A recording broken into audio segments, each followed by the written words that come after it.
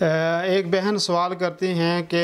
ان کی بہن کی شادی ہوئی اور اس کا خاوند جو ہے پہلے تو ٹھیک تھا، لیکن بعد میں اس کے اندر جو ہے وہ عصبیت آ گئی ہے اور وہ لڑائی اور جھگڑے اور فساد کرتا ہے۔ تو آپ کوئی صورت یا کوئی آپ وظیفہ بتا دیں کہ تاکہ ان کے دل کے اندر جو ہے وہ نرمی آ جائے اور وہ اپنی ان کی جو بہن ہے ان کے ساتھ اچھا معاملہ کریں۔ تو اس سلسلے میں بات یہ ہے کہ ایسی تو کوئی صورت یا کوئی ایسا الگ سے کوئی وظیفہ اس کے لیے خاص نہیں ہے کہ وہ آپ پڑھیں اور اس کے بعد انشاءاللہ وہ بہتر ہو جائیں، لیکن یہ ہے کہ وہ اپنی زبان میں کوئی بھی دعا جو ہے وہ کر سکتی ہیں، جو بھی دعا ان کو یاد ہو وہ دعا وہ کر سکتی ہیں، اور اللہ سے یہ دعا کریں کہ اللہ تعالیٰ ان کے دل کو جو ہے وہ نرم کر دے۔ اسی طریقے سے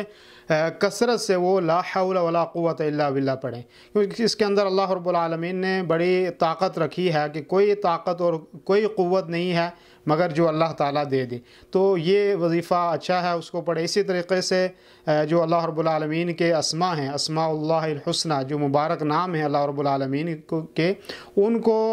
پڑھے اور اس کے ذریعے سے پڑھنے کے بعد ان کے ذریعے سے دعا کرے۔ اور ایسے ہی دعا میں بھی وہ اوقات دیکھے کہ جو دعا کی قبولیت کے لیے زیادہ میسر ہیں یا زیادہ مناسب ہیں، اور ان اوقات میں سے ایک تو یہ ہے کہ جب رات کا آخری حصہ ہو تو اس وقت جو ہے وہ اللہ کے سامنے دعا کی جائے، بلکہ نماز پڑھی جائے تو اس وقت اللہ تعالیٰ دعا قبول کرتا ہے۔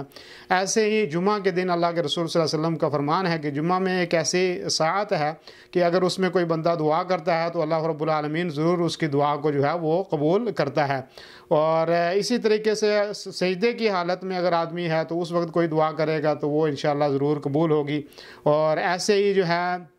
اور بھی کوئی کسی بھی وقت میں وہ دعا کر سکتی ہے، اور ہم بھی دعا کرتے ہیں کہ اللہ رب العالمین ان کے دل کو نرم کر دے اور ان کے اور آپ کی بہن کے معاملات جو ہیں وہ اچھے ہو جائیں۔